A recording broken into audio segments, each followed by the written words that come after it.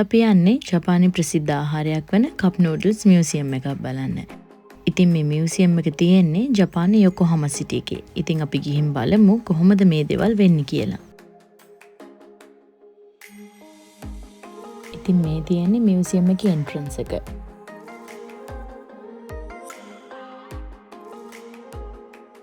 අපි මියුසියම් එක ඇතුළට ගිහින් මුලින්ම ටිකට් ගන්න කවුන්ටර් එකට ගියා. මේ මියුසියම් එක බලන්න ටිකට් එකක් යෙන් 500යි. ඉතින් අපි මේ කවුන්ටර් එකෙන් ටිකට්ස් අරගෙන අපි ඇතුළට ගිහින් බලමු කොහොමද මේ දේවල් වෙන්නේ කියලා.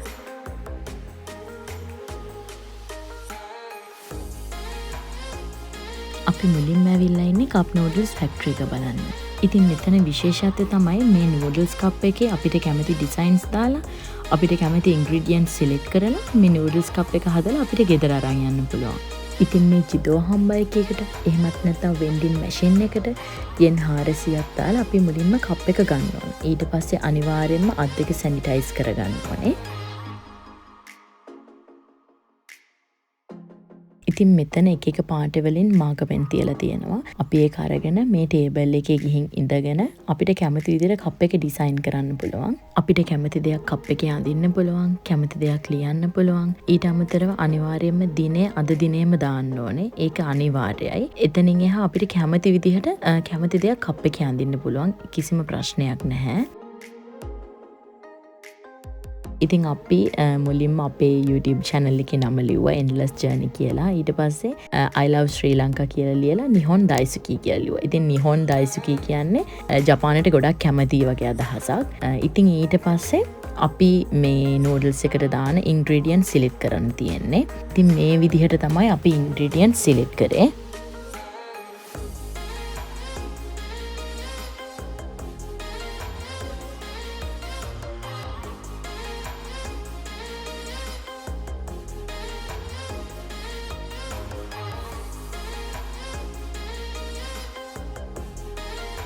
ඉතින් මෙතනදී අපේ කප් එකට නූඩල් එක දාලා අපි සිලෙක්ට් කරපු ඉන්ග්‍රීඩියන්ට්ස් දාලා අපිට නූඩල් එක හදලා දෙනවා.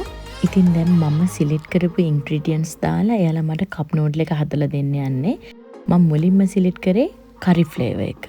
ඉතින් කරි ෆ්ලේවර් එක සිලෙක්ට් කරාට පස්සේ මේ මෙතන තියෙන ඉන්ග්‍රීඩියන්ට්ස් වලින් අපිට කැමති ඉන්ග්‍රීඩියන්ට්ස් 4ක් විතරයි සිලෙක්ට් කරන්න පුළුවන්.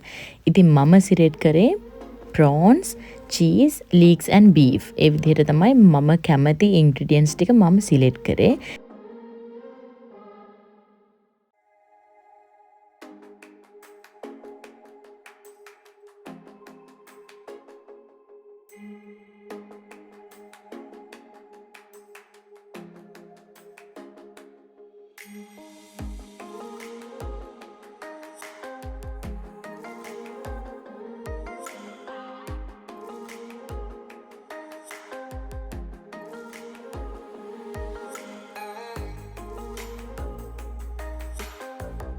ඉතින් මෙතනින් මේ විදිහට කප් ලිඩ් එක සෙට් කරනවා.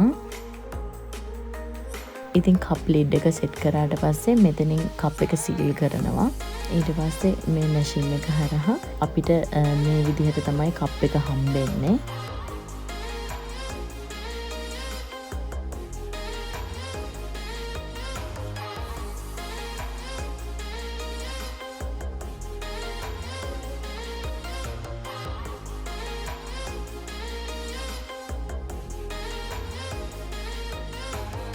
අපි හදාගත්ත කප් නූඩල් එක අපිට මේ විදිහට මෙතනින් පැක් කරගන්න පුළුවන්.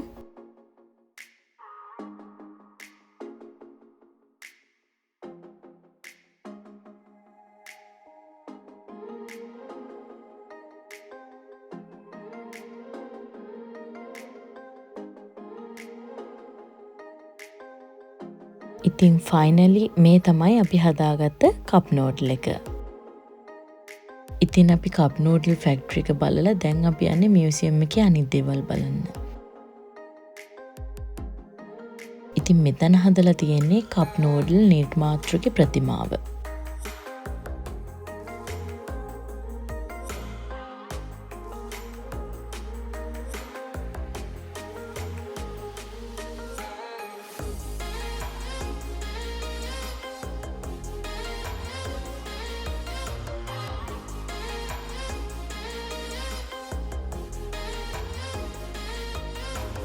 ඉතින් මේ තියෙන්නේ 1958 දී මුලින්ම කප් නූඩල් එක හදපු ෆැක්ටරි එක. ඉතින් මේක නම් අපිට බලන්න හරිම නැචරල් විදියට හදලා තියෙනවා. ඉතින් මං හිතනවා මේක හරිම ක්‍රියේටිව් අයිඩියා එකක් කියලා.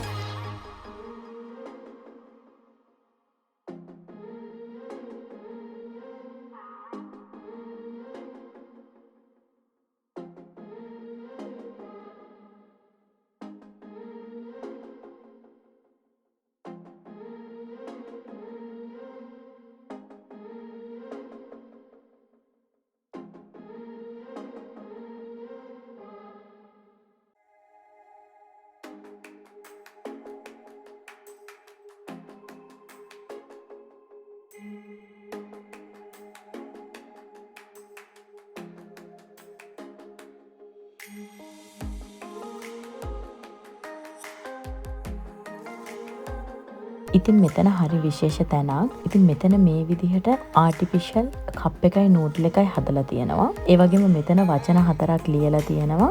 Global, Unique, Happy and Creative කියලා. ඊට පස්සේ අපි මේ නූඩල් එක යට හිටගෙන Unique කියලා ලියලා තියෙන තැන ඉඳලා නූඩල් එක උඩ බලද්දී අපිට ඒ වචනේ මෙතනින් පේන්න හදලා තියෙනවා.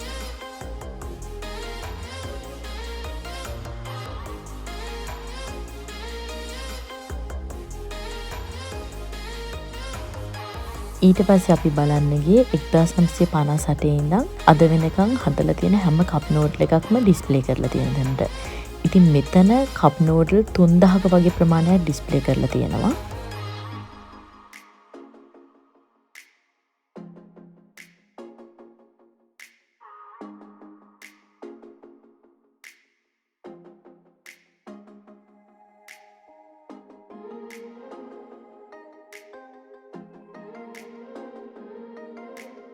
ඉතින් අපි අන්තිමටම මියුසියම් එකේ හැම දෙයක්ම බලලා ඉවර වෙලා මියුසියම් එකේ ෂොප් එකට ආවා.